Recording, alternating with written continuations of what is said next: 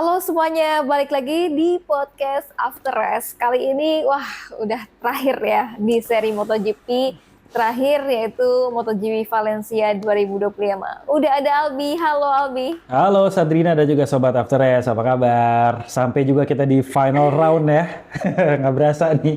Betul, nggak berasa dari awal musim sampai Yes. dengan terakhir di MotoGP Valencia 2025. Langsung aja gue akan tanya dulu untuk Albi gimana impresi dari nonton balapan MotoGP terakhir di 2025 kali ini? Oke, di final round MotoGP Valencia memang bisa dibilang cukup seru ya, Drian. Walaupun memang ada hal yang mengganjal, yaitu karena ketidakterlibatan Marc Marquez di balapan terakhir itu jadi kayak mengurangi rasa keseruan ya gitu. Harusnya Marc Marquez kalau misalnya nggak cedera kemarin di Mandalika dia pasti balapan dan ngasih euforia lebih berkesan gitu. Karena walaupun udah melakukan selebrasi di Motegi kemarin, kalau misalnya Marc Marquez masih balapan aja, pasti bakalan kayak ada selebrasi ulang gitu. Karena kan Marc Marquez menjadi salah satu epicentrum MotoGP di era sekarang gitu kan. Jadi kayak icon gitu. Jadi kayak agak disayangkan aja gitu. Tapi meski nggak ada Marc Marquez, balapan masih tetap bisa dinikmati sih, Drin. Banyak banget hal-hal yang kita bisa lihat ya, mulai dari insiden di awal balapan, terus juga pada saat pasca start segala macam kita lihat insiden lagi, itu jadi bikin, waduh nih balapan kenapa nih gitu. Yang menarik adalah di awal kita mulai warm up, semuanya masih berjalan normal gitu kan. Tapi pas udah pada balik ke starting grid ini tiba-tiba ada yang, itu Morbidelli kenapa tiba-tiba jatuh gitu. Nah ternyata dia senggolan sama Pak RT, Alex Espargaro. Gue gak ngerti ya, ini orang berdua kenapa sih bisa ada chemistry terus gitu loh. Ada aja kejadian yang bikin mereka berdua tuh kayak seolah-olah berseteru kah, ribut kah, atau insiden kan. Ini agak unik sih, kayak mereka tuh kayak berjodoh aja gitu. Dan kalau gue lihat memang insidennya itu karena ketidaksengajaan ya. Jadi kayak Franco Morbidelli nggak bisa menghindari, terus juga Pak RT juga nggak menyadari kehadiran daripada pembalap yang ada di belakangnya gitu. Nah Pak RT ini sebenarnya kan lagi stupi gitu, biasanya lah itu dilakukan sama para pembalap ketika habis melakukan warm up, mau merangkai di starting grid, mereka selalu stupi untuk bisa menurunkan suspensi depannya, kayak red head adjuster gitu untuk mendukung whole shot yang ada di bagian belakang. Nah ini untuk bagian depannya gitu. Nah pas lagi melakukan stupi itu tiba-tiba si Morbidelli lewat, das kayak nyenggol bagian kanan motornya Pak RT gitu, plak jatuh gitu kan. Yang menarik adalah motor sebelah kirinya Morbidelli itu juga robek gitu ya fairingnya. Terus juga silencer daripada knalpot bawah yang sampingnya Honda punya Pak RT juga lepas pada saat di gas starting, dibejek pada saat melakukan starting gitu, sampai lepas gitu pala silencernya, berasap gitu kan. Dan itu lucu aja gitu. Nah dia akhirnya balapan akhirnya pergi ke pit lane, Pak RT tetap lanjut gitu kan. Terus setelah lama kita lihat ternyata Morbidelli nggak lanjutin balapan, dan katanya sih tangannya tuh ada retak gitu, Drin, patah gitu ya. Tapi gue belum pastinya patahnya di ruas jari sebelah manakah, atau di bagian punggung ataupun pangkal telapak tangannya kah, atau seperti apa tuh belum jelas. Tapi katanya emang ada keretakan ataupun patah tulang di bagian lengan kiri yang bikin Morbidelli kayaknya harus absen nih di sesi tes Valencia yang bakal langsung dilaksanakan setelah balapan gitu. Nah, terus juga kita bisa ngeliat ada aksi susul-penyusul yang dilakukan antara di lini depan, lini tengah, sampai tengah mau ke belakang gitu. Kalau di lini tengah mau ke belakang kita lihat ada Fabio Quartararo, Joan Mir, sama Enea Bastian ini tuh yang memperebutkan posisi ke 11. Untuk menentukan posisi ke 11 sama 11 atau 10 gitu tadi. Terus juga di bagian lini tengahnya kita lihat ada permainan dari Raul Fernandez itu depan ya, Raul Fernandez, terus juga mendekat melawan Alex Marquez, melawan Pedro Acosta juga sebelumnya, terus juga Pedro Acosta ngelawan Alex. Terus juga kita ngeliat Fabio Di Gia ngelawan Alex Marquez. Alex Marquez yang tadinya gue jagoin untuk bisa berada di posisi terdepan, ternyata dia kedodoran gitu. Kalau gue lihat sih karena pengaruh ban sih lama-lama. Walaupun tadi gue kayak ngeliat, wah dia tampilannya beda sendiri gitu. Gue baru nyadar pada saat dia berdampingan sama Fermin Aldeguer sebelum balapan gitu. Fermin Aldeguer masih dengan seragam Gresini-nya yang biru, ternyata kalau si Alex Marquez itu agak silver gitu, menandakan dia seorang runner up ataupun peraih podium kedua. Peraih posisi kedua di Silver kejuaraan medal, silver medal di kejuaraan MotoGP 2025 gitu. Tapi sayang banget sih sebenarnya, tapi ya dengan skor yang dia miliki tetap nggak terkejar gitu. Nah kita juga lihat Marco Bezzecchi yang dari awal emang dari start itu udah bagus banget, nggak kesusul sama sekali. Terus juga dibayang-bayangin sama Raul Fernandez yang akhirnya jadi rider of the race karena dia benar-benar datang secara mengejutkan dan bisa dibilang ini salah satu balapan terbaiknya Raul Fernandez setelah kemarin menang di GP Australia. Nah, Raul Fernandez juga gue ngeliat kayak wah ini bakalan gacor nih gitu karena kita lihat Aprilia secara progres juga udah cukup oke, rider-ridernya juga udah lumayan bisa beradaptasi dengan baik. Jadi kayak wah 2026 bakalan ada kejutan apa ya dari para pembalap-pembalap ini gitu. Nah terus juga gue juga cukup sedih tadi ngeliat Pecco baru 4 tikungan udah geser sama Zarco yang kayaknya nggak bisa ngerem motornya dengan baik, terus nutup racing line-nya Pecco Bagnaia dan Pecco Bagnaia harus keluar masuk ke gravel dan dia udah nggak bisa nyembangin motor lagi dan akhirnya crash gitu kayak udah ada final kesialan daripada Pecco sendiri sih di akhir musim 2025. Kayaknya dia udah kayak udah nih bodo amat deh, gue pengen bener-bener fokus buat 2026 di Valencia Test, gue bakalan all out nih. Apa sih yang kemarin jadi persoalan, gue pengen benerin semua supaya di 2026 bisa comeback kayak di tahun-tahun 2023, 2024 kemarin. Harapannya juga gitu sih, Din. Jadi kalau dari gue memang balapan di Valencia cukup menarik dan kalau misalnya bisa gue urutkan 10 besarnya ini ada Marco Bezzecchi, Raul Fernandez, Fabio Di Gia, Pedro Acosta, Fermin Aldeguer yang juga tiba-tiba ada di posisi 5 besar, Alex Marquez, terus juga Luca Marini, Brad Binder, Jack Miller dan juga Bestia. Nah, dengan hasil ini untuk klasemennya tetap masih dipegang Marc Marquez dengan 545 poin, nggak terkejar. Alex Marquez ada di 467 poin. Marco Bezzecchi resmi ya, jadi penyandang posisi ketiga di klasemen Championship 2025 dan jadi rider Aprilia pertama yang bertengger di posisi ini. Terus poinnya dia 353. Posisi keempat ada Pedro Acosta dengan 307 poin.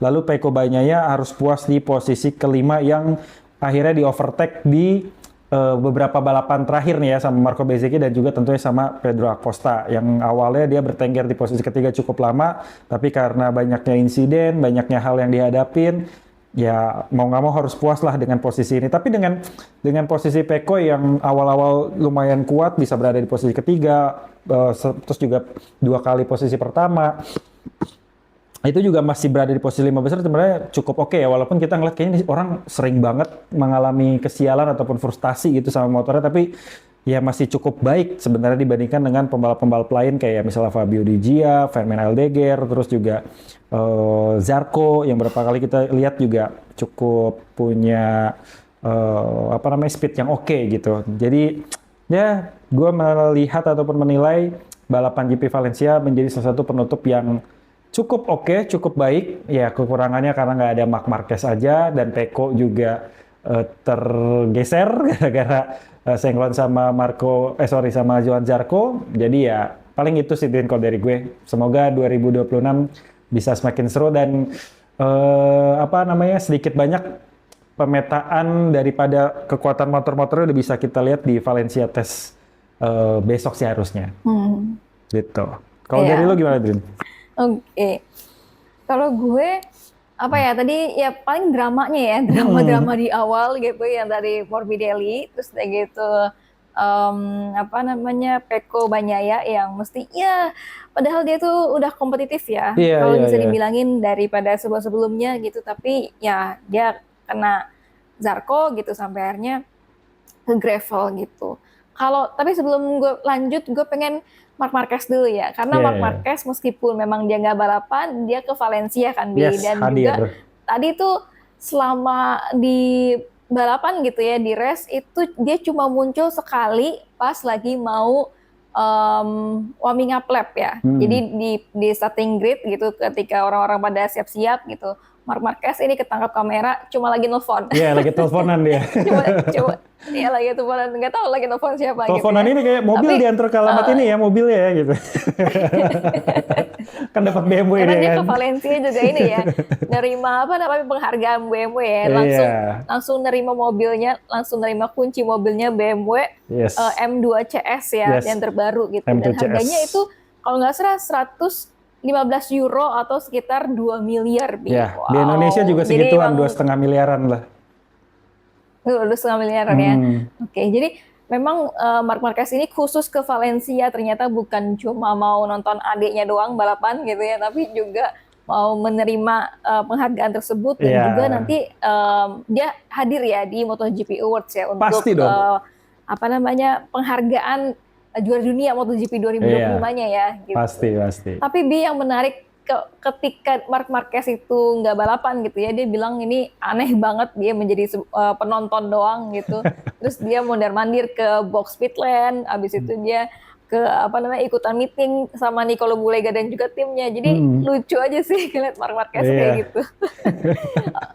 Oke. Nah, Bi, ini tadi kan ada kejadian antara Morbidelli dan juga Alex Espargaro ya. Nah, di media Scrums ini Alex Espargaro komentar soal insiden ini gitu. Dan si Alex Espargaro bilangnya torsi itu hilang. Jadi kayak tadi ya yang Albi bilang itu knalpotnya remuk gitu, rusak. Terus pengereman mesinnya juga hilang karena ini sensor knalpotnya rusak dan footpacknya itu longgar kata dia. Sama swing armnya juga rusak setelah tabrakan sama Morbidelli gitu. Padahal menurut dari Alex Espargaro ini kan dia pakai ini kan mesin Honda 2026 kan untuk dites di Valencia ini kan, termasuk tadi ya pas lagi balapannya. Dan dia bilangnya itu merasa dia tuh seharusnya bisa balapan lebih bagus lagi gitu, lebih oke lagi, tapi karena ada beberapa part-part yang rusak karena ditabrak sama Morbidelli gitu ya, akhirnya ya jadi nggak terlalu kompetitif kayak gitu. Nah sementara untuk Morbidelli tadi bener Bi, ini udah dikonfirmasi sama VR46 Pertamina Enduro ya. Ini juga Franco Morbidelli ini didiagnosis mengalami fraktur metakarpal kelima di tangan kirinya gitu. Jadi nanti Morbidelli juga akan absen di hari Selasa ya di Valencia Test, dan tadi pun juga dia nggak hadir di media scrum gitu. Oke, sebelum lanjut lagi, gue akan infoin ini bis soal hasil konferensi persnya ya dari para pembalap pemenang. Kayak ada Marco Bezzecchi, kemudian ada Raul Fernandez, dan juga ada Fabio Di Gia gitu. Nah, kalau dari Marco Bezzecchi ini, tadi Albi juga lihat kan Marco Bezzecchi itu dia sempat selebrasi ya. Selebrasi kemenangannya, terakhir dia itu kayak melamar motornya gitu pakai cincin. Nah ini jadi tuh ada ceritanya Bi. Jadi menurut dari Marco Bezzecchi, dia itu kenapa melamar motornya? Menurut Bezzecchi saat ini tuh lagi ngetren nikah. Mungkin ngetren nikahnya tuh di sana ya di Italia gitu. Dan dia pengen ngikutin tren ini karena selama ini dia nggak ngikutin tren yang kayak gitu-gitu aja. Nah Marco Bezzecchi bilang dia tuh jatuh cinta sama motornya saat ini gitu, dan menurut Marco Bezzecchi motornya tuh udah keren banget. Dan Bez ini bilang ke Massimo Rivola kalau misalkan dia bisa memenangkan 3 seri balapan gitu ya, dan itu juga udah berhasil ya dilakuin sama Bezzecchi.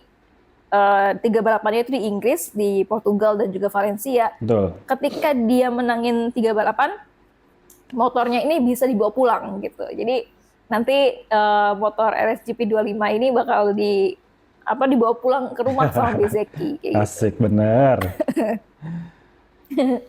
Nah, untuk balapannya sendiri, Bezzecchi bilangnya dia sangat puas ya dengan pencapaian dirinya dan juga Aprilia gitu selama di part kedua MotoGP 2025. Termasuk dia juga berterima kasih kepada timnya dan dia nggak sabar untuk bisa memulai 2026 di tes Valencia nanti kayak gitu. Oke, Tadi udah Marco Bezzecchi, sekarang kita ke Raul Fernandez. Fernandes bilangnya dia sebenarnya masih belum fit karena waktu di Portugal kan dia cedera ya. Dan selama balapan itu katanya Raul Fernandes dia tuh agak kesakitan, tapi dia tetap nahan gitu ya untuk bisa berada di depan gitu. Dan dia berusaha untuk mengejar Marco Bezzecchi, tapi ternyata ya Marco Bezzecchi-nya udah kuat banget. Tapi tentunya dia happy banget dengan pencapaian posisi kedua ya di balapan kali ini gitu. Nah, untuk Fabio Di Gia, dia bilang ini sangat penting untuk menutup akhir musim ya 2025 dengan pencapaian yang bagus, yaitu di podium ketiga. Dan dia happy banget meskipun hasilnya dari performanya Fabio Di Gia itu naik turun ya dari awal musim, kemudian kayaknya Fabio Di Gia baru bisa istilahnya mengendalikan GP25 ini di part-part terakhir ya, part terakhir dari MotoGP itu. Betul, di paruh kedua. Ini katanya karena dia dan juga timnya jadi saling percaya gitu untuk bisa menyelesaikan masalah gitu. Kalau waktu kemarin memang Fabio Di Gia bilangnya selain dia beradaptasi sama GP25 gitu ya, dan dia nggak mau istilahnya mikir ini part apa, ini part GP24 kah, ini GP25 kah, terus pakai part-part apa lagi gitu yang bisa baru, tapi dia lebih memilih untuk beradaptasi sama motornya. Dan ini juga terkait dengan kerjasama tim gitu, Bi. Waktu kemarin dia sempat bilang kerjasama tim di internalnya itu lebih solid gitu, makanya akhirnya dia bisa menyelesaikan apa yang menjadi masalah dari Fabio Di Gia gitu. Oke, itu tadi hasil konferensi persnya, Bi. Tapi kalau menurut Albi, gimana performa dari Marco Bezzecchi, kemudian ada Pedro Acosta yang tadinya kita pengen lihat ya dia menang gitu di juara pertama untuk MotoGP 2025, tapi ternyata enggak juga gitu di tahun keduanya. Dan juga soal Alex Marquez nih. Alex Marquez kan awalnya udah nge-push ya, tapi ya akhirnya molor juga gitu, alias mundur gitu sampai di posisi ke-6. Gimana, Bi? Oke, untuk Marco Bezzecchi sendiri ini benar-benar salah satu capaian yang bisa dibilang spektakuler ya. Ini kemenangan kali ketiga dia di musim 2025 dengan motor Aprilia. Dan tadi saya udah sempat mention kan bahwa ini kemenangan ketiga sejak British GP ya. Terus juga habis itu di Portugal kemarin sama di Valencia. Dan ini nggak cuma kemenangan posisi pertama aja, tapi juga podium yang diraih sama Marco Bezzecchi itu totalnya 8 kalau nggak salah di sepanjang 2025. Di antaranya itu ada di Assen di posisi kedua di belakang Marc Marquez, terus juga di Ceko di Brno, terus juga di beberapa race lagi gue agak lupa, tapi totalnya kalau nggak salah 8 podium, 3 diantaranya adalah juara 1. Dan ini bisa jadi pembuktian ya bahwa Marco Bezzecchi sebenarnya pada awal masuk ke MotoGP di tim Muni VR46 pun dia udah nunjukin punya kekuatan, Drin. Jadi dengan menggunakan Aprilia yang sudah dikembangkan dengan begitu baik oleh tim dari Aprilia Racing sendiri, dia bisa adaptasi juga dengan mudah gitu. Dan salah satunya adalah perkara bahasa mungkin ya, karena kan tim Aprilia tuh dari Noale Italia gitu, jadi kayak dia minta sesuatu mungkin komunikasinya lancar aja gitu sih. Dan tim pabrikan posisinya kalau misalnya pembalapnya minta sesuatu, butuh sesuatu, mungkin bisa lebih fleksibel untuk bisa diturutin gitu. Beda sama pada saat dia masih di Muni VR46, oke lah dapat motornya Ducati gitu, tapi status dia yang adalah pembalap tim satelit dan kontraknya juga bukan sama Ducati secara langsung pada saat itu, mungkin agak mendapatkan kesulitan untuk bisa dapat part-part ataupun hal-hal yang dibutuhkan secara cepat ataupun secara penting gitu. Sedangkan di posisinya dia sekarang sebagai tim pabrikan ya agak sedikit lebih mudah gitu. Itu menjadi salah satu hal yang gue pikirin kenapa Marco Bezzecchi bisa improve cukup baik ya. Selain karena dia punya skill, motornya juga dikembangkan dengan bagus oleh Fabiano Sterlancini yang jadi direktur teknisnya sekarang, pindahan dari KTM, pernah juga kerja di Ducati. Jadi benar-benar bisa kelihatan semakin oke gitu. Walaupun bisa dibilang Marco Bezzecchi jatuhnya tuh kerjanya cuman berdua, yaitu sama Lorenzo Salvadori doang gitu. Karena Jorge Martin kan cedera cukup panjang. Nah, kemajuan daripada yang dialami sama Marco Bezzecchi ini juga tentunya bisa kelihatan dari tim satelitnya Aprilia gitu, di mana Raul Fernandez kan itu pakai spek pabrikan juga, tim satelit tapi pakai spek pabrikan juga. Itu bisa berada di posisi terdepan di beberapa balapan gitu, kayak di sprint race Mandalika di posisi kedua, terus menang di GP Australia untuk pertama kalinya. Terus sekarang juga bisa podium kedua, itu salah satu pencapaian yang cukup oke diraih sama Aprilia sendiri, baik oleh tim pabrikannya maupun sama tim satelitnya gitu. Jadi kayak ada progres oke lah gitu. Jadi nggak cuma Marco Bezzecchi tapi juga tim satelitnya juga menunjukkan peningkatan performa ataupun kualitas gitu ya. Bukan hal yang nggak mungkin ketika nanti di Valencia Test ditunjukin beberapa motor baru, masukan-masukan baru, Raul Fernandez bisa jauh lebih baik adaptasinya daripada Jorge Martin gitu. Feeling gue seperti itu ya, apalagi Jorge Martin kan tadi kita lihat masih belum bisa adaptasi sama motor secara baik gitu ya, karena kan cedera yang dia alami bikin dia absen juga cukup panjang. Nah, balik lagi ke Marco Bezzecchi. Marco Bezzecchi bisa jadi salah satu pembalap yang harus diperhitungkan ataupun dipertimbangkan di tahun 2026 nanti nih, Drin. Selain daripada Marc Marquez, Alex Marquez, Pecco Bagnaia tentu harapannya bisa comeback, terus juga Pedro Acosta. Ini menjadi salah satu rider-rider yang perlu kita cermatilah di tahun 2026 nanti. Tapi ya ini semua secara awal baru bisa kita baca di Valencia Test besok gitu. Bagaimana mereka melibas putaran-putaran yang bakal panjang banget karena mereka akan mulai dari jam 8 atau jam 9 pagi, biasanya sampai matahari mau terbenam tuh, Drin, sampai jam jam 4 ataupun jam 5 waktu setempat lah, waktu Valencia kayak gitu. Nah, terus juga kalau kita ngomongin Alex Marquez tadi di balapan, sebenarnya memang di awal dia cukup kuat, bisa mempertahankan posisi kedua selama beberapa lap, bahkan sampai di sisa 7 lap terakhir gitu. Tapi akhirnya kesusul karena pas tadi sempat di zoom pas barengan sama Pedro Acosta, bannya tuh udah kelihatan mulai aus juga gitu. Dan itu posisinya udah di posisi ketiga ya, udah disusul sama Raul Fernandez yang kelihatan bisa ngikutin ritmenya Marco Bezzecchi.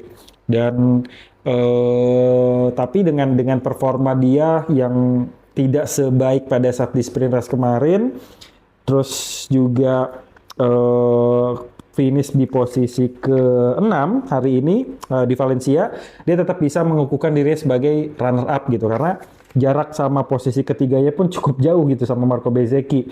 Dia punya poin 467 poin secara klasemen, sedangkan Marco Bezzecchi 353 poin. Jadi selisihnya lebih dari 100 poin dan itu jauh banget. Jadi kayak mungkin Alex Marquez kayak ya udah yang penting gue finish, nggak usah ngapus-ngapus banget daripada gue jatuh dan nggak sempurna mengakhiri balapan di musim 2025 ini. Ya udahlah, keberapa aja bebas deh, yang penting nggak bakalan ke overtake secara poin gitu, secara angka sama pembalap-pembalap lainnya. Nah, Pedro Acosta juga walaupun pada akhirnya kesusul sama Fabio Di Gia tadi, tapi dia bisa ngeliatin bagaimana caranya dia mengendalikan motor, sempat ngelebar, terus juga kelihatan timnya tuh kayak kaget gitu, terus akhirnya dia bisa nge-push dan akhirnya bisa overtake Alex Marquez. Nah, walaupun memang Pedro Acosta ini jadi salah satu pembalap yang kita tunggu-tunggu kapan menangnya gitu, karena udah masuk tahun kedua, masa dia belum menang juga, kalah sama Fermin Aldeguer, terus juga sama Raul Fernandez sudah menang segala macam. Dan Pedro Acosta tuh jadi salah satu pembalap yang belum pernah menang selama karir MotoGP gitu. Gue lupa ada siapa lagi selain Songkiat Chandra tentunya, Pedro Acosta, Ai Ogura, sama siapa lagi, masih ada sih kalau nggak salah yang belum merasakan berada di podium pertama gitu. Jadi harapannya tahun depan Pedro Acosta bisa mendapatkan kesempatan yang baik. Tapi meski begitu gue cukup mengapresiasi Pedro Acosta yang bisa dibilang konsisten ya, sering berada di 3 besar, sering berada di 5 besar, dan itu menjadi salah satu keunggulan yang dimiliki sama Pedro Acosta sekarang gitu. Jadi ya harapannya ya itu tadi, bisa lebih kompetitif dan berada di jajaran-jajaran terdepan di musim 2026.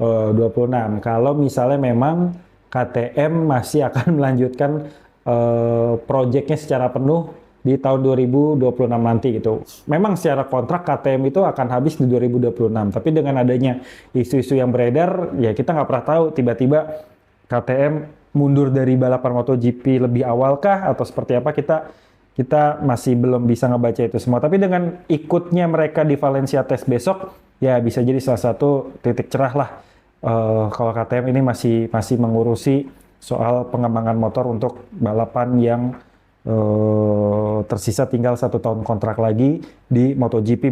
Belum pasti apakah akan lanjut ke 2027 atau enggak. Kurang lebih begitu sih, Drin. Iya. Jadi tadi memang ada performa-performa yang masing-masing gitu ya dari Alex Marquez, Bezzecchi dan juga Pedro Acosta gitu. Nah, tadi gue juga lupa nih untuk menyampaikan soal Pecco Bagnaia ya. Tadi kan dia ya udah crash gitu. Dan di media Scrum ini dia sempet komentar soal crashnya dia gitu. Dia sebenarnya pengen banget menikmati balapan gitu ya untuk di seri terakhir MotoGP Valencia ini gitu. Tapi ya tadi karena cuma beberapa tikungan aja terus kemudian dia akhirnya crash gitu. Dan tadi sebenarnya dia sempat naik 6 posisi ya. Jadi posisi dari kalau nggak salah di posisi 14 kemudian dia berada di posisi ke pokoknya di 10 besar lah. Terus udah gitu seharusnya ini Pecco Bagnaia bilang seharusnya dia bisa berada di posisi 6 besar gitu kalau misalkan nggak crash. Dan tadi kan setelah Zarco melakukan hal itu ya, melakukan insiden itu, kalau nggak salah dia kena long lap penalty ya. Jadi bukan double tapi long lap penalty. Dan menurut dari Pecco Bagnaia itu udah tepat gitu ketika stewards ngasih hukuman long lap penalty ke Johann Zarco. Meskipun memang Pecco mengakui bahwa ya udah itu race incident aja kayak gitu. Oke, balik lagi pertanyaannya Bi. Kalau misalkan lo melihat secara keseluruhan di MotoGP 2025 ini ya, pembalap siapa yang paling improve gitu ya? Antara apakah Alex Marquez, Marco Bezzecchi, atau Pedro Acosta atau siapa? Ini yang paling improve dulu ya. Oke, gue mencatat nih Din, yang paling improve ya. Sebenarnya kalau misalnya kita lihat yang paling improve ini ada parameternya masing-masing gitu. Kayak misalnya Alex Marquez setelah beberapa tahun di MotoGP, dia akhirnya bisa meraih runner up, itu juga bentuk suatu improve gitu. Nah, tapi kalau misalnya kita bandingkan dengan 2024, Alex Marquez itu secara klasemen berada di posisi ke-8. Nah, untuk di tahun 2025 ini dia berada di posisi kedua. Itu artinya kan dia naik 6 posisi ya. Bener nggak sih? Iya bener ya, 6 posisi. Iya. Ya, naik 6 posisi. Dan ini menjadi salah satu pencapaian daripada Alex Marquez yang terbaik. Apalagi ada rekor yang dicatatkan antara Alex Marquez dan juga Marc Marquez, itu kakak beradik yang pertama kali memenangkan kejuaraan MotoGP dalam posisi 3 besar atau posisi juara dunia dan juga posisi runner up-nya. Terus juga ini menjadi salah satu rekor daripada Alex Marquez yang sering menyapu bersih setiap balapan untuk terus-menerus berada di posisi 3 besar gitu. Dia baik dari sprint race-nya sering banget di posisi kedua, terus juga di main race-nya juga sering banget di posisi kedua, dan beberapa kali finish di posisi pertama. Nah, terus ada lagi nih Drin, beberapa pembalap yang mengalami improve yang cukup signifikan. Nah, kalau dari data, sebenarnya dibandingkan dengan 2024 sampai 2025, ini nama Luca Marini Drin yang paling punya progres fantastis secara klasemen ya. Nah, Luca Marini di tahun 2024 itu, secara klasemen itu di posisi ke-22. Nah, tapi untuk di 2025 itu Luca Marini berada di posisi ke-13, itu artinya naik 9 posisi. Dan ini adalah kenaikan yang paling besar di antara para pembalap-pembalap lain yang ada di musim 2024 kemudian lanjut ke 2025.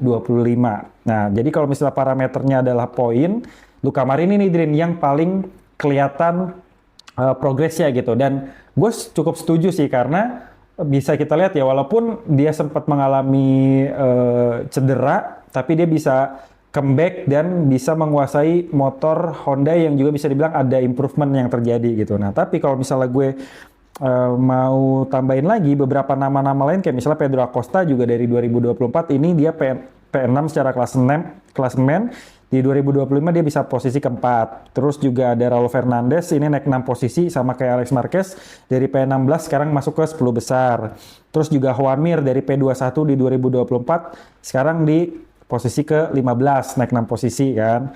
Terus Fabio Quartararo juga naik 4 posisi dari P13 2024 sekarang di peringkat ke-9. Nah, tapi kalau misalnya gue secara personal ngelihat progres-progres para pembalap yang kelihatan semakin mature gitu ya, itu ada 2 orang, Drin.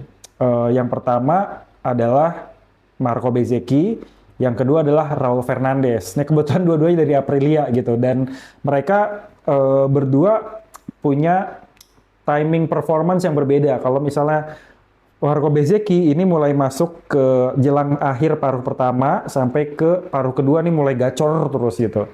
Nah, sedangkan si Raul Fernandez mulai kelihatan improve-nya di 6 balapan terakhir ya, mulai dari Mandalika, terus juga di Australia, terus juga di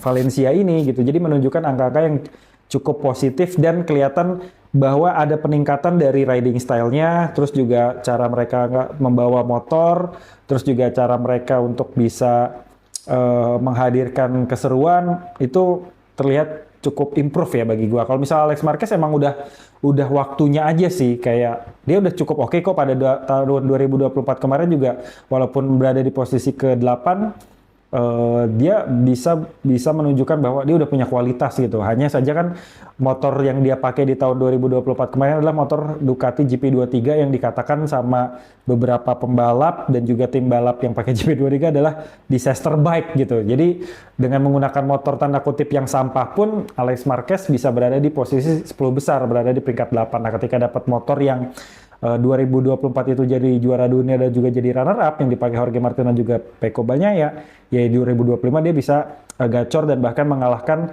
pembalap-pembalap yang menggunakan motor GP25 kayak Fabio Di Gia dan juga Pecco Bagnaia gitu. Jadi kalau parameternya poin, Luca Marini nih Drin yang paling improve. Terus juga kalau misalnya ngelihat yang kedua ya bisa dibilang Alex Marquez lah kayak gitu. Nah, tapi kalau misalnya parameternya kelihatan dari kematangan cara membawa motor, terus juga bisa membawa motor dengan lebih baik ya 2 orang itu, Marco Bezzecchi dan Raul Fernandez kalau dari kacamata gue sendiri kayak gitu. Kalau dari lo sendiri ada pendapat berbeda nggak, Drin?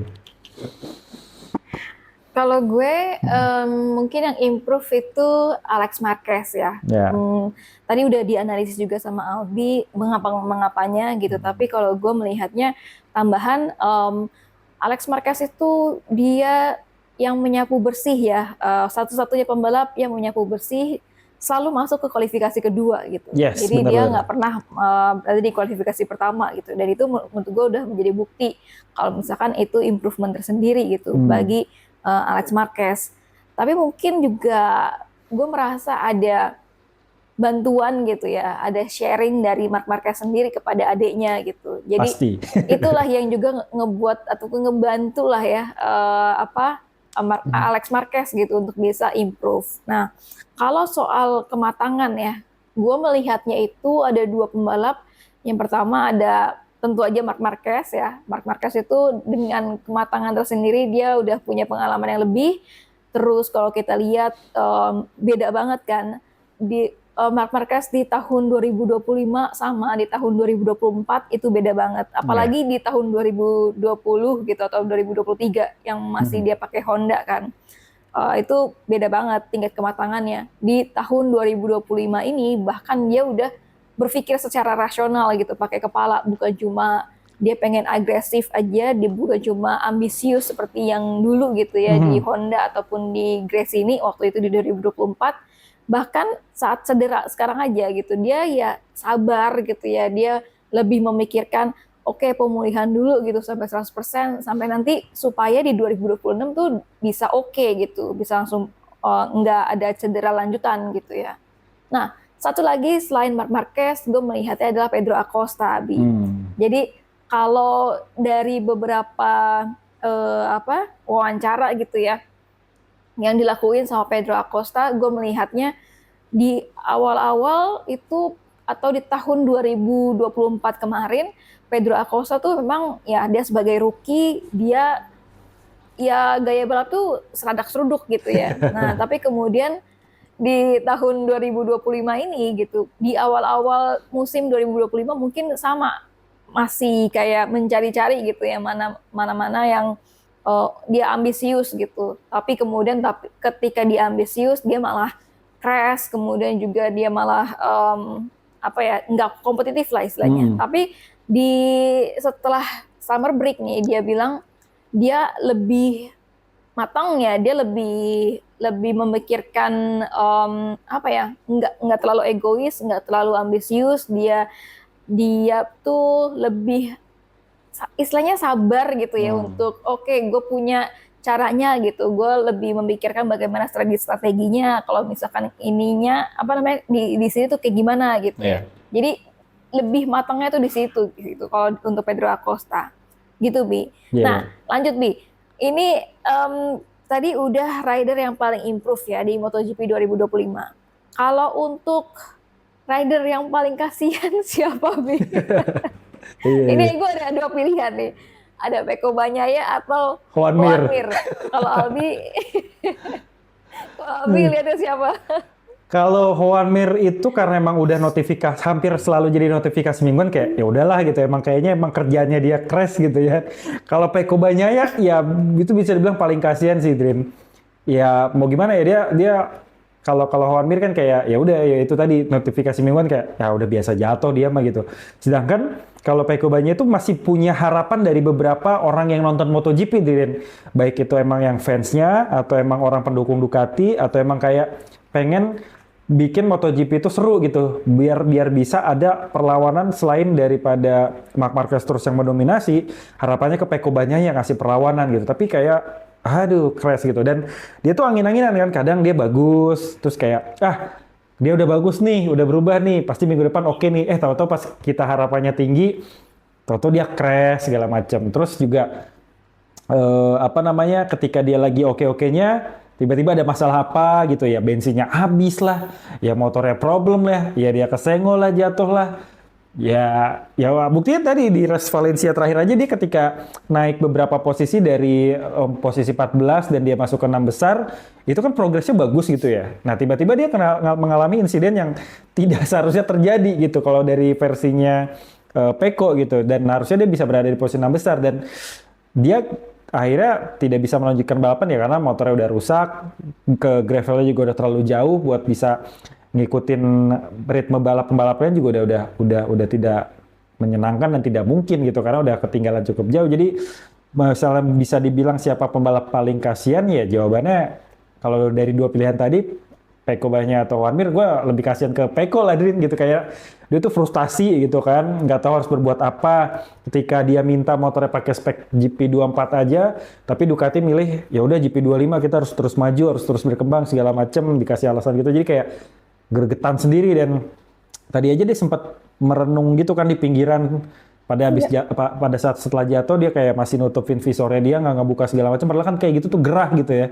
Terus juga jalan juga masih tutupan, ya gue nggak ngerti apakah dia sambil menitikan air mata, nangis atau segala macam, masih nggak percaya dengan apa yang udah terjadi di musim 2025 ini. Ya tapi gue berharap Pecco bisa dapat improvement yang cukup baik, maksimal, karena ini waktunya buat meriset semua apa-apa saja yang harusnya dilakukan oleh Ducati kepada para pembalap-pembalapnya gitu. Walaupun memang mesin udah dibekukan kan Rin, tapi untuk settingan segala macam yang tanda kutip bisa dieksplorasi lebih banyak ataupun bisa dilakukan ya di Valencia Test ini salah satunya gitu. Nah, tapi gue mau balik lagi ke rider yang topnya nih Rin gitu. Kalau tadi kan lu bilang yang paling berprogres itu Marc Marquez ya. Nah kalau gue tidak menempatkan Marc Marquez sebagai pembalap yang berprogres, Din. Kalau untuk Pedro Acosta gue setuju banget tuh. Gue tadi juga lupa nyebut kalau Pedro Acosta jadi salah satu yang punya progres baik dan juga kayak nunjukin kualitasnya dia gitu. Jadi kayak misalnya dia nanti suatu saat ternyata KTM ada masalah, dia udah punya pelabuhan yang mau menerima dia merapat gitu. Karena wah Pedro Acosta bagus nih pakai motor yang begini aja dia bisa berada di posisi 5 besar gitu. Nah, gue menempatkan Marc Marquez itu sebagai comeback terepik nih, Drin. Jadi bukan orang yang berprogres. Kalau berprogres kan bener-bener dari bawah sampai atas. Sedangkan Marquez kan udah tinggi nih, tiba-tiba jatuh. Nah, ini comeback-nya tuh luar biasa gitu. Jadi kayak wow gitu. Pada saat pembukaan MotoGP Thailand kemarin, Marc Marquez juara 1, itu gue udah anjir, akhirnya setelah sekian lama nunggu dia menang lagi gitu loh. Jadi kayak epic comeback gitulah. Jadi apa ya, benar-benar ini momen kembalinya Marc Marquez di 2025. Kita bisa ngelihat jagoan kita yang terakhir kali juara dunia 2019 itu terpuruk segala macem, sempat nangis sampai mau pensiun segala macem. Terus akhirnya dari 2024 dapat harapan bisa masuk ke 3 besar, dan di 2025 dia akhirnya juara dunia lagi gitu. Jadi kayak wow man, ini manusia bener-bener fenomenal banget, legend. Saat ini bisa gue bilang sebagai salah satu GOAT ya. Jadi GOAT itu nggak cuma satu, terus juga menampilkan balapan-balapan yang hebat, diprediksi untuk bisa sapu bersih terus. Dan ketika dia meraih gelar juara dunia pun, dia habis itu mengalami cedera, nggak mengikuti 4 atau 5 balapan, 4 balapan, dia masih tetap nggak terkejar skornya gitu. Dan jadi salah satu pembalap yang menyisakan balapan, yang meraih gelar juara dunia dengan menyisakan balapan terbanyak gitu. Kalau nggak salah 4 seri balapan atau 5 seri balapan tersisa, tapi dia akhirnya bisa mengukuhkan gelar juara dunia itu sendiri gitu. Jadi kayak ya udah, 2025 memang tahunnya Marc Marquez dan dia adalah raja utama lah di musim 2025 ini. Berharapnya 2026 Marc Marquez bisa memberikan performa yang sama, tapi gue berharap musuh-musuhnya atau kompetitor-kompetitornya baik dari rekan satu tim ataupun dari rider-rider lain ini bisa bikin kompetisi semakin seru lagi gitu. Jadi 2025 tuh seru karena Marc Marquez menang-menang terus, karena dia comeback pada akhirnya, dan harapannya 2026 dia bisa menang terus tapi ada perlawanan lah dari rival-rivalnya di lintasan balap. Gitu sih, Drin. Tadi gue menarik kalau katanya Albi gitu ya, Marc Marquez sebagai manusia. Kalau gue melihatnya ini karena waktu kemarin gue sempet nontonin podcast Marc Marquez gitu ya sama Elar Guerro gitu. Jadi tahu nggak Bi, di tubuhnya Marc Marquez itu ada berapa skrup? ini banyak banget loh. Tahu nggak berapa? Berapa apa? Bekas cedera ya? Iya, ada skrup tuh yang skrupnya. kayak apa sih? Iya, Iya, kayak skrup pennya gitu lah ya, kayak mungkin pen apa segala macem iya, gitu ya. Berapa ya? Ada itu 20-an ada?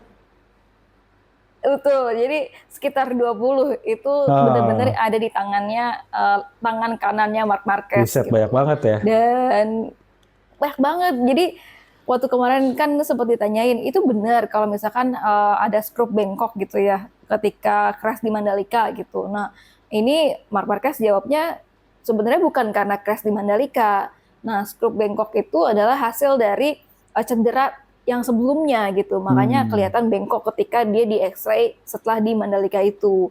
Dan akhirnya memang udah diperbaiki sama tim dokternya gitu. Dan dia tuh bilang gini, Bi, dia belum mau untuk melepas semua skrup-skrup yang ada di tangannya itu, di lengannya, karena belum masih mengganggu gitu, belum mengganggu aktivitasnya. Dan ini Bi, kocaknya lagi, bukan kocak sih, uniknya lagi Marc Marquez ini bilang ini adalah sebagai souvenir karirnya.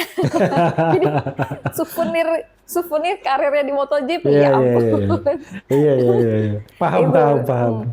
Nah, tapi kalau lo melihatnya ya sejauh ini lah di MotoGP 2025, hal-hal apa aja gitu yang ya ada beberapa orang kan pasti, atau pembalap-pembalap lainnya gitu berpikiran bahwa ya oke, ini Marc Marquez memang udah jago banget ya, tapi ada nggak menurut Albi yang memang hal-hal ataupun skill yang memang nggak dipunyain sama pembalap lain?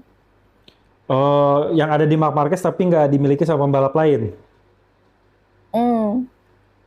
Secara detail sih apa ya? Ya itu, dia buktinya kayak GP25 yang nggak bisa dijinakin sama Pecco dan juga Fabio Di Gia, yang kalau kata Pecco nih motor sampah dan nggak bisa dia kelas sama, tapi bisa jadi motor juara dunia gitu. Ya apalagi gitu kalau misalnya bukan skill yang dimiliki sama seorang Marc Marquez gitu. Ketika rider lain punya sensitivitas yang bisa dibilang oke, tapi malah jadi over gitu. Jadi kayak terlalu perasa, terlalu mengkhawatirkan sesuatu, jadi malah nggak dapat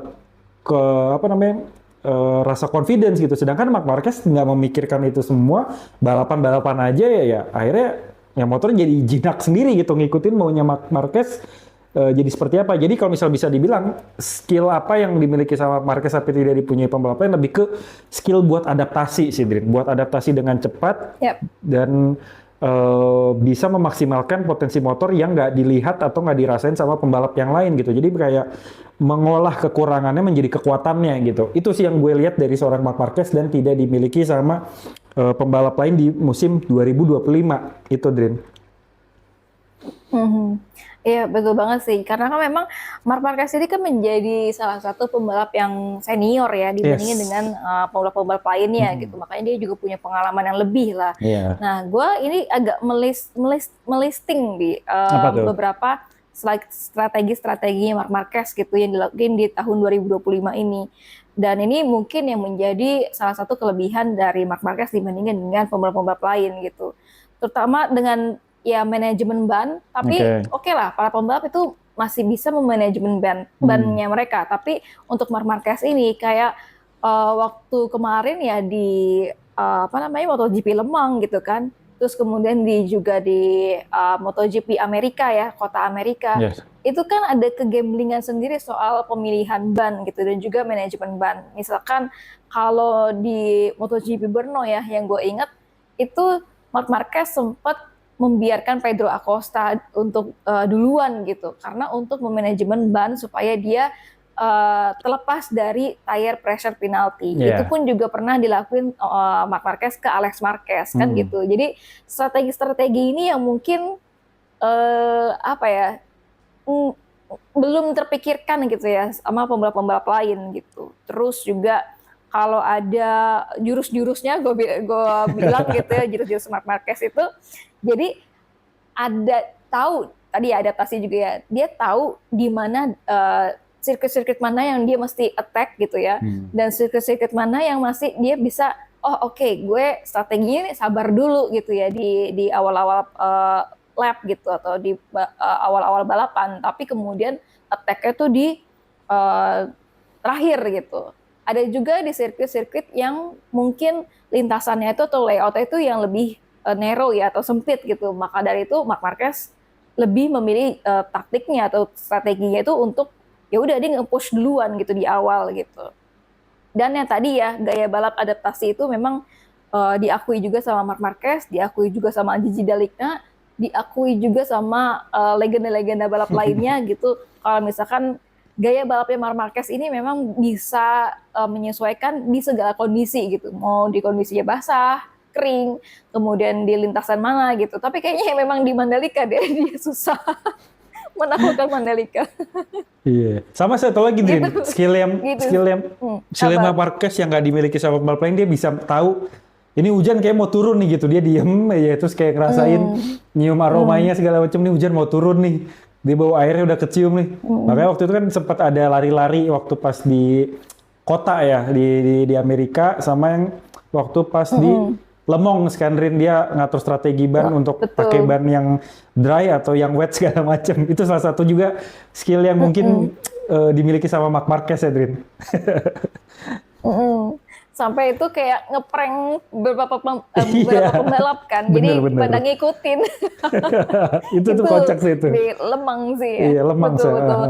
Nah, karena ngomongin tadi beberapa pembalap yang beberapa seri MotoGP yang oke gitu ya. Nah, gua akan tanya gimana soal tadi ya seri MotoGP apa yang menurut Albi tuh berkesan gitu ya, atau menjadi favorit Albi deh di tahun 2025 ini. Oke, ya gue ada 3 balapan atau 3 seri yang menjadi favorit gue ya. Yang pertama Thailand, itu selain karena kita udah nunggu-nunggu banget nih balapan di 2025 bakal seperti apa, juga karena ya itu Marc Marquez di Ducati. Gue pengen banget lihat dia gimana sih menggunakan Ducati gitu loh. Karena kan pada saat kepindahan dia dari tim Gresini ke Ducati tuh di akhir musim 2024 tuh kayak fenomenal banget gitu, kayak teka-teki apakah Jorge Martin, apakah Marc Marquez gitu.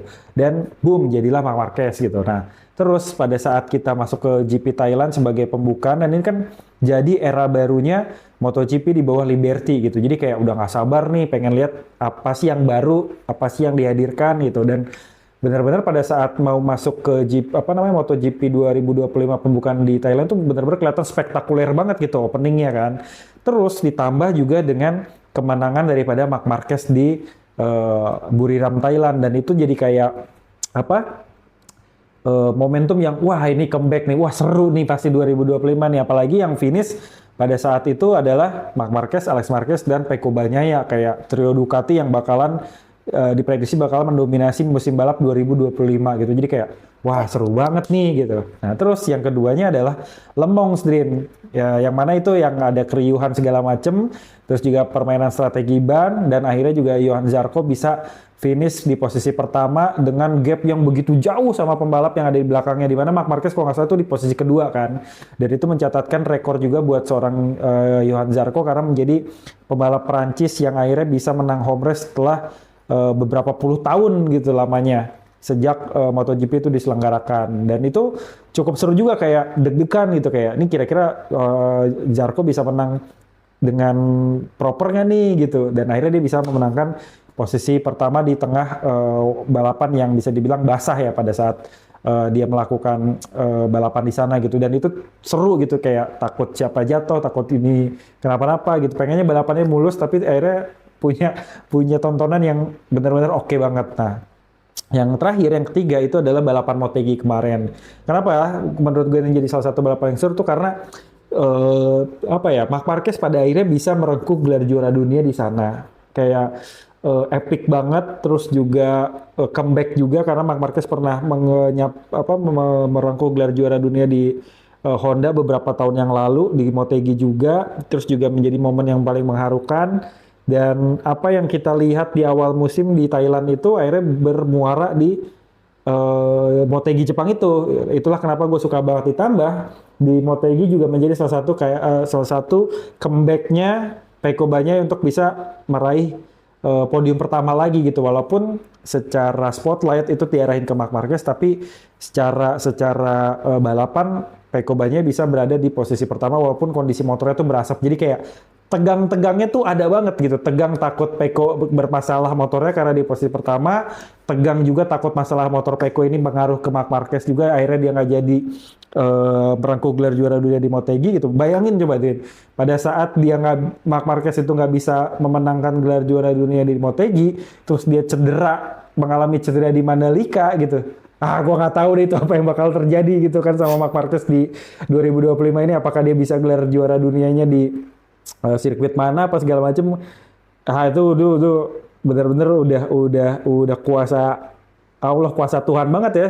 Situasinya benar-benar Marc Marquez dibikin juara dunia atau akhirnya bisa merengkuh gelar juara dunia di Motegi gitu. Gue nggak habis pikir kalau misalnya ternyata pada saat itu Marc Marquez nggak bisa juara dunia di Motegi, dia harus balapan di Mandalika dan posisinya crash. Ya gue nggak tahu dia sekarang lagi apa dan seperti apa gitu sih Drin. Jadi 3 balapan yang menurut gue cukup seru di 2025 yaitu ya Thailand Buriram, Le Mans Prancis, dan di Motegi Jepang. Kalau dari lo gimana Drin? Atau ada yang mau dikomentarin dulu dari pendapat gue? Ini apa tadi? Gara-gara lo bilang Marc Marquez menang di juara dunia di Motegi gitu, terus udah gitu untung aja nggak di Mandalika. Gue jadi inget gimana Marc Marquez ini juga salah satu kelebihannya, dia yang bisa mengendalikan di seri mana dia mau di juara dunia menentukan gitu. Ya. Karena kan sebenarnya iya dia bisa menentukan gitu. Sebenarnya kan dia bisa aja juara dunia di Misano gitu, tapi kan dia nggak mau, dia malah ngasih adiknya duluan gitu supaya dia bisa gelar juara dunia itu di Motegi aja gitu. Tapi gue juga untung ya. Jadi Marquez tuh di Motegi gitu. Coba kalau di Mandalika ya nggak tahu juga, mungkin dia lagi nangis kali sekarang. Iya kan, nggak kebayang deh. Kalau gue 3 seri MotoGP yang berkesan ya. Tadi pertama Le Mans Prancis, karena kan memang itu chaos banget balapannya. Terus yang paling ngebuat gue juga terkesan adalah ini Marc Marquez sampai 4 kali ganti motor saat itu gitu. Meskipun ya pada akhirnya dia di posisi kedua ya, dan juga Johan Zarco yang posisi pertama. Terus seri kedua yang menurut gue oke, itu Motegi ya, Oke. karena tadi Marc Marquez gelar juara dunia di Motegi. Dan ketika dia selebrasi juara dunianya itu, jujur aja gue sampai nangis. Iya, iya. Ikutan nangis juga di kereta. Ya, nanti di podcastnya nonton yang di sebelah sini ya. ada podcastnya.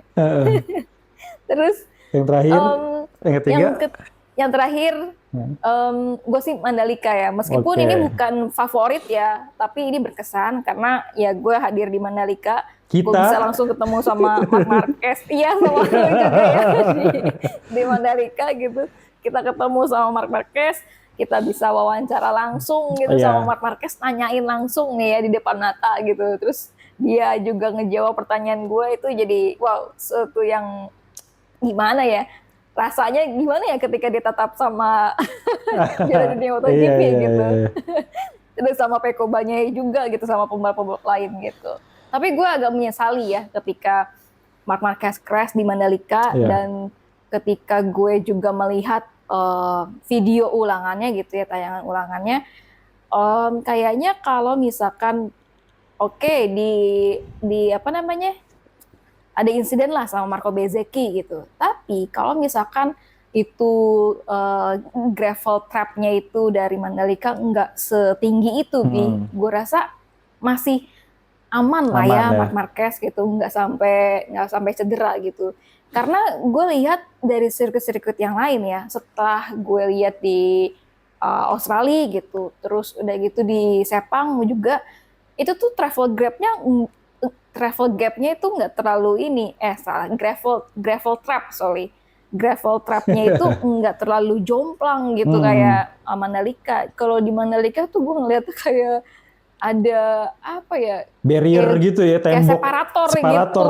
bener. Iya betul kayak separator yang akhirnya ngebuat Marc Marquez kepental gitu dan kena bahunya gitu. Coba kalau misalkan itu ya gravelnya agak sama-sama aja gitu ya, sejajar gitu sama sirkuitnya atau kayak aspalnya gitu, ya nggak akan ini sih menurut gue ya. Itu sebuah kritikan gitu buat Iya, Mandalika. ya semoga Oke, bisa makin itu baik tadi lagi. udah betul, di tahun depan bisa diperbaiki lagi. Oke, tadi udah 3 seri favorit ya, atau yang berkesan. Kemudian kalau untuk kesimpulannya Bi, dari MotoGP 2025 ini, yang bisa lo bilang apa? 3 kata atau berapa kata deh? Apa ya? 3 kata ya. Impressive, fantastic, unforgettable. Oke. Itu Ada comeback-nya juga pasti ya? Iya, karena apa unforgettable? Karena kalau tadi kan Sadria bilang punya kesempatan buat wawancara sama Marc Marquez, sama pembalap-pembalap lain secara langsung di Mandalika. Gue juga sama, Adrian. Jadi pada saat dia baru selesai melakukan selebrasi kemenangan di Motegi, dia kan ke Indonesia nih lebih awal sebelum balapan di Mandalika. Nah, itu gue berkesempatan untuk wawancara dia secara langsung, tatap-tatapan, salaman, secara eksklusif dan bareng sama Fermin Aldeguer. Gue kesempatan ngasih belangkon, dan untuk kedua kalinya, Drin, gue mendapatkan tanda tangan Marc Marquez, Drin, di helm. Jadi 2018 gue dapet tanda tangan Marc Marquez nih pada saat dia masih di Honda, di helm yang ini nih, ya kan? Nah, terus kemarin gue dapet lagi tanda tangan di helm gue yang baru ini, lebih gede itu tanda tangannya, dan ini hampir kesenggol sama jaket gue gitu kan. Nah terus tiba-tiba Marc Marquez tuh notice gitu, terus langsung megang tangan gue gitu. Careful, still wet, kata dia. Wah, dia perhatian banget nih gitu. Jangan sampai tanda tangan yang udah dia kasih lecek gitu gara-gara kena jaket gue gitu, kayak wah dia care banget ya. Nah terus ada yang menariknya adalah kameramen gue tuh notice. Jadi pada saat gue wawancara Fermin Aldeguer itu gue bener-bener pede banget, Drin, buat chit-chat sama Fermin Aldeguer segala macam. Walaupun gue tahu dia adalah salah satu pembalap yang hebat dan ya tanda kutip punya aura tersendiri lah gitu. Nah tapi pada saat gue wawancara Marc Marquez itu gue kelihatan kayak starstruck gitu kan, lo kata videografer gue, kata kameramen gue, kayak lu kebanyakan mengalihkan pandangan, terus gue akhirnya jawab jujur, iya gue nggak kuat lihat matanya cuy, gila auranya emang beda banget nih Marc Marquez nih gitu, kayak bikin gue nggak sanggup lihat dia tatap-tatapan secara intens gitu, Drin. Jadi kayak wah gila emang auranya Marc Marquez edan banget sih gitu. Tapi ya gue happy lah akhirnya bisa dapat tanda tangannya Marc Marquez. Ya, mungkin sobat After Race yang jadi penggemar Marc Marquez bakalan iri nih. Oh, gue deketin tuh. Jadi gue total udah punya 2 tanda tangan Marc Marquez di helm yang gue punya nih 2018, yang satu di 2025. Jadi pada saat itu dia sama-sama lagi juara dunia lagi. Itu sih, Din. Jadi itu impresif, fantastico, sama unforgettable. Kalau lu gimana, Din? Unforgettable. Kalau gue ini dulu soal tanda tangan. Gue punya 2 tanda tangan. Kalau gue punya 1 tanda tangan sih waktu itu di HP, tapi karena udah lama ya jadinya udah luntur gitu tanda tangannya. Tapi masih ada jejak-jejaknya ya? Kayaknya tapi di casing yang lain, bukan di casing yang ini gitu. Tapi gitu. kayaknya udah nggak tahu casingnya jauh kemana. Gitu. Sayang sekali. Tapi nanti nggak apa-apa deh. Oke, balik lagi ke kata-kata ya untuk kesimpulan dari MotoGP 2025 ya. Kalau gue gini, Bi. Tahun 2025 tahunnya Marc Marquez, bukan tahunnya Pecco Bagnaia. Udah itu doang. Itu doang. Iya. Menarik. Tapi benar sih, benar. Ya kan, bukan ini tahunnya Marc Marquez, bukan tahunnya Pecco Bagnaia gitu. Yes. Bi, ini kan di Selasa ya, besok 18 November 2025 ini udah ada Valencia Test gitu. Terus udah gitu juga tadi setelah dari hasil Valencia, Honda kan ini naik peringkat ya dari D ke C gitu. Betul. Nah ini betul. Jadi kalau menurut Abi ini soal konsesi D dan C ini seperti apa gitu ya. Ini khusus Honda aja ya, Bi. Karena waktu kemarin Abi sudah menjelaskan panjang lebar di konsesinya. Nanti teman-teman bisa nonton lagi di podcast waktu kemarin ya yang di sini soal konsesi. Itu ya, Bi, terkait dengan konsesi D ke C dari Honda.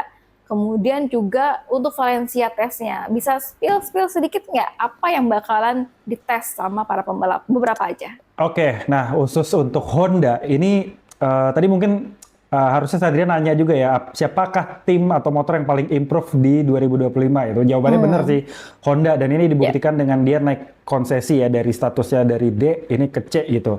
Tadi kan pada saat kita lihat balapan, pada saat Luca Marini masih di posisi ke-8, di depannya itu ada Jack Miller, ada muncul tuh tulisan CG gitu ya, kalau misalnya salah satu pembalap Honda berhasil finish di 7 besar, maka status konsesi daripada Honda ini akan naik dari D ke C gitu. Nah, minggu lalu bener kita udah bahas ya, Drin ya, bahwa ada potensi di mana Honda ini akan naik konsesinya gitu dari D ke C, dan tentu secara status artinya Honda sudah berhasil melakukan peningkatan performa pada motornya. Dan dari apa yang sudah diutarakan sama para pembalap-pembalap khususnya test rider, mulai dari Alex Espargaro, terus juga dari pembalap utamanya kayak Luca Marini dan juga Joan Mir, bilang bahwa Honda sudah mulai mendapatkan peningkatan dari torsi dan juga top speed gitu. Yang paling berasa adalah torsi. Jadi ketika dia keluar dari tikungan, dia bisa ngebut banget gitu. Dan tadi pada saat kita lihat balapan antara Enea Bastianini, Joan Mir dan Fabio Quartararo, pada saat keluar tikungan itu kelihatan banget Fabio Quartararo tuh keteteran, Drin. Di mana KTM yang dipakai sama Enea Bastianini dan juga Honda yang dipakai sama Joan Mir, begitu keluar tikungan tuh langsung ninggalin Fabio Quartararo jauh. Tapi begitu ngerem, Fabio bisa ngedeketin lagi segala macam. Jadi bisa lihat torsi ataupun exit corner yang dimiliki sama Honda itu udah improve jauh banget. Walaupun secara top speed peningkatannya nggak terlalu gede gitu, tapi setidaknya udah bisa mengejar pembalap yang ada di depannya gitu. Jadi kayak udah ada improvement gitu ya. Ini termasuk berkat jasa-jasa dari Pak RT atau Alex Espargaro yang udah full in charge sebagai test rider Honda di sepanjang 2025, ditambah juga kehadiran direktur teknis daripada Honda sendiri, yaitu Romano Albesiano, mantan direktur teknis daripada Aprilia, yang udah mix and match lah sama Alex Espargaro buat bisa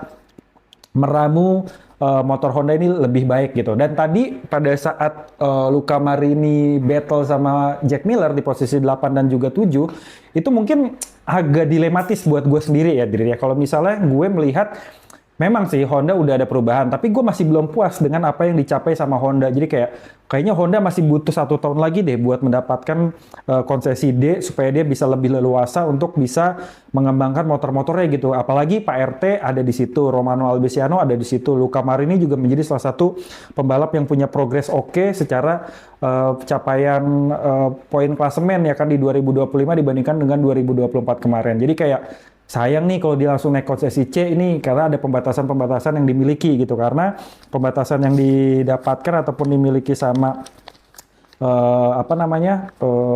motor-motor yang ada di konsesi C yang saat ini ada di tangan KTM, Aprilia dan juga Honda nanti itu hanya bisa mendapatkan 220 set ban uji aja dibandingkan dengan saat ini di konsesi D itu bisa dapat 260 set ban. Terus juga free testing di seluruh sirkuit yang ada di gelaran MotoGP. Terus juga kalau di konsesi D kan kita bisa dapat 9 sampai dengan 10 mesin per pembalap per satu musim. Sedangkan kalau di konsesi C itu dibatasin jadi cuman 7 sampai 8 mesin aja. Jadi kayak sayang nggak sih sebenarnya Honda langsung buru-buru naik ke konsesi C dibanding menahan diri untuk bisa di konsesi D aja gitu. Tapi di satu sisi ketika tadi balapan antara Luca Marini sama Jack Miller itu juga ada gengsi pabrikan juga sih yang gue lihat, kayak masa gue kalah sih sama Yamaha nih gitu, istilahnya kayak gitu kan, cuma beda selisih 1 doang gitu. Jadi kayak apakah ya udah gue naikin aja mengurangi rasa gengsi yang ada dengan gue bisa ngelawan si Yamaha di depan, atau kayak ya udah gue ngalah aja yang penting gue bisa mendapatkan fleksibilitas lebih baik lagi di tahun depan kayak gitu. Kayak gue sendiri melihatnya kayak masih dilema aja gitu, Drin. Nah tapi ya mungkin ini udah jadi hal yang ditentukan juga karena nggak mungkin Luca Marini kayak ya udah gue posisi 7 aja lah konsesi bisa naik C terserah Honda mau ngapain misalnya kayak gitu. Ya kayaknya emang udah direncanakan dan udah diomongin gitu, kayak kalau misalnya ini kita naik jadi konsesi C gimana, aman, ya udah hajar aja gitu. Jadi kayak ya mungkin memang udah waktunya Honda masuk ke konsesi C dengan segala hal yang tetap bisa mereka lakukan dan kembangkan di tahun depan. Jadi ya udah, harapannya Honda bisa lebih improve lagi dan bisa diikuti sama Yamaha. Nah, bicara soal apa yang akan dites sama para pembalap di tes pramusim, tentu adalah motor-motor yang dikembangkan di luar mesin ya, untuk tim-tim yang berada di konsesi C ke atas gitu. Sedangkan untuk tim yang berada di konsesi D ini masih bebas untuk menggunakan atau mengembangkan mesin di tahun 2026 gitu. Salah satunya adalah Yamaha sendiri yang kabarnya ini akan fix ya pakai mesin V4 di 2026 nanti. Nah, pada saat Valencia tes besok apakah akan tetap menggunakan mesin inline-nya kah dites juga untuk bisa dapat perbandingan, atau udah totally pakai mesin 1000 cc V4 mereka gitu. Kalau dari laman ataupun dari Instagramnya Yamaha Racing sendiri bilang mereka sudah fix pakai mesin V4 di 2026. Jadi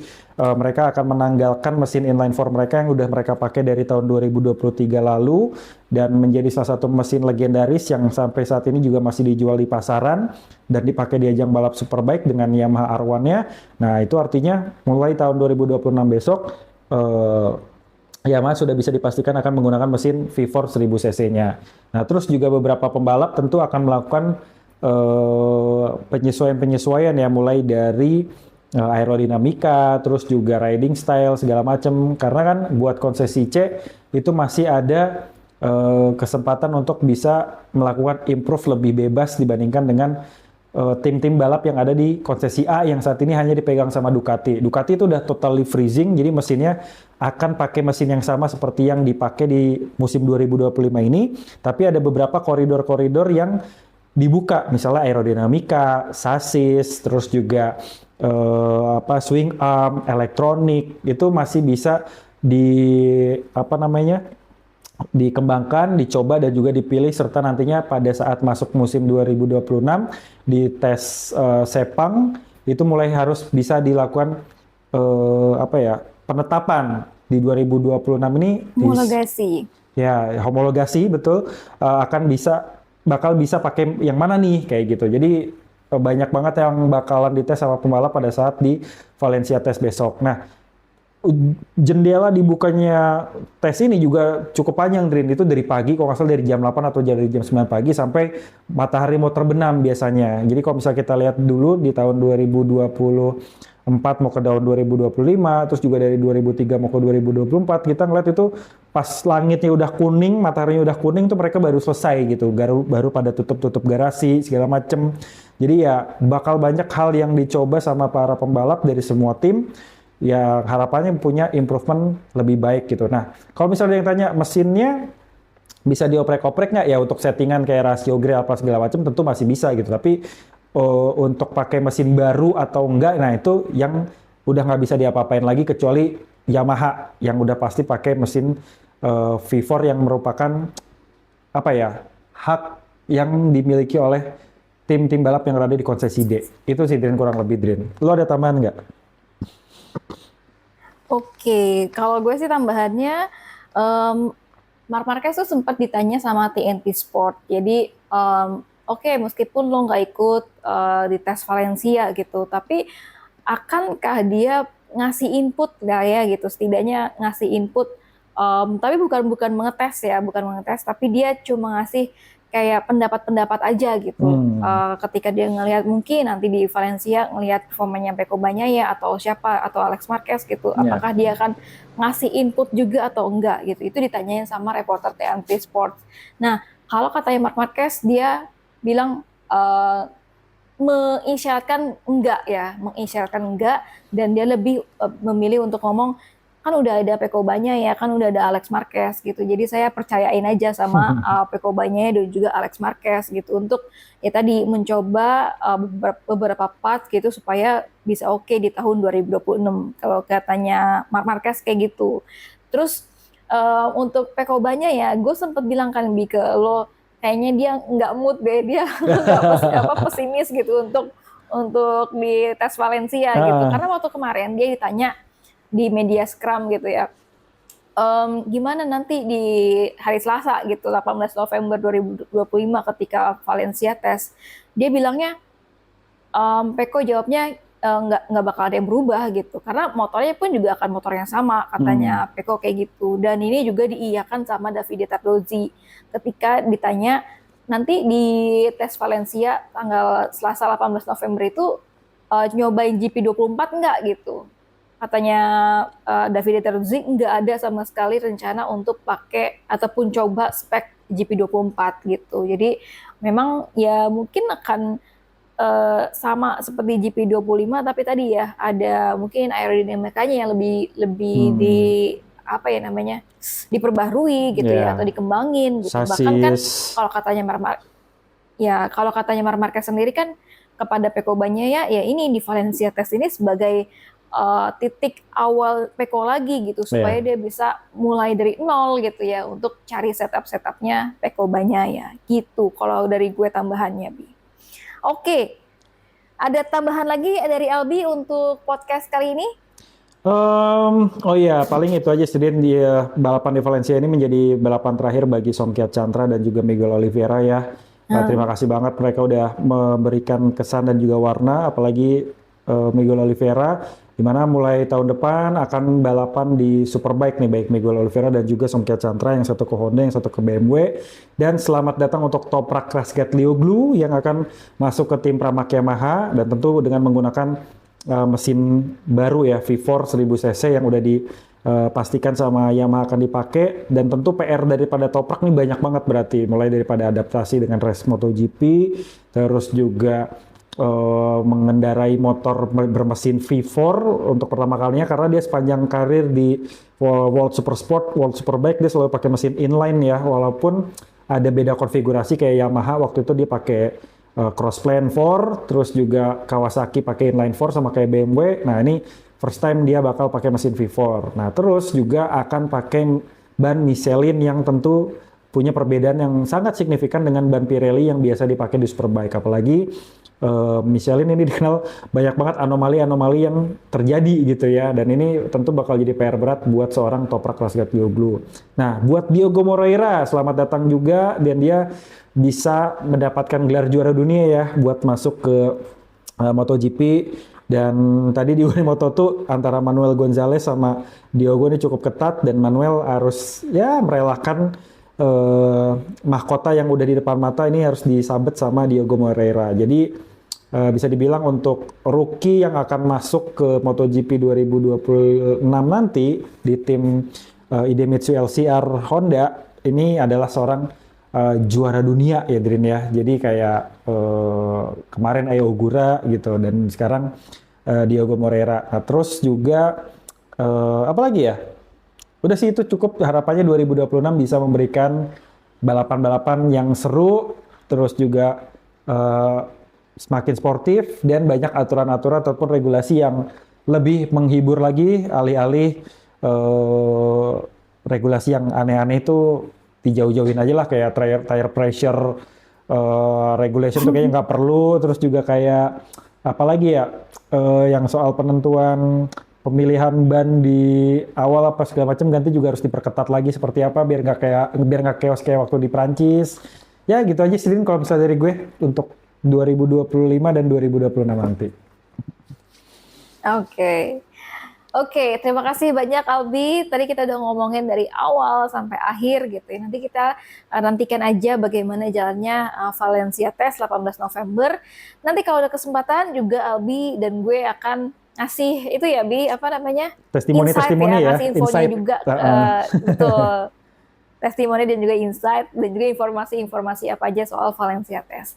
Oke, segitu dulu teman-teman untuk podcast kali ini. Terima kasih banyak atas perhatiannya. Terima kasih yang sudah nontonin dari awal sampai akhir, dan juga terima kasih banyak buat teman-teman yang sudah subscribe channel gue. Dan hari ini itu di hari Minggu udah 21.000. Selamat, terima kasih. Oke. Gitu aja, terima kasih banyak semuanya, bye-bye. Bye-bye, sampai jumpa. Ada yang mau nggak nih?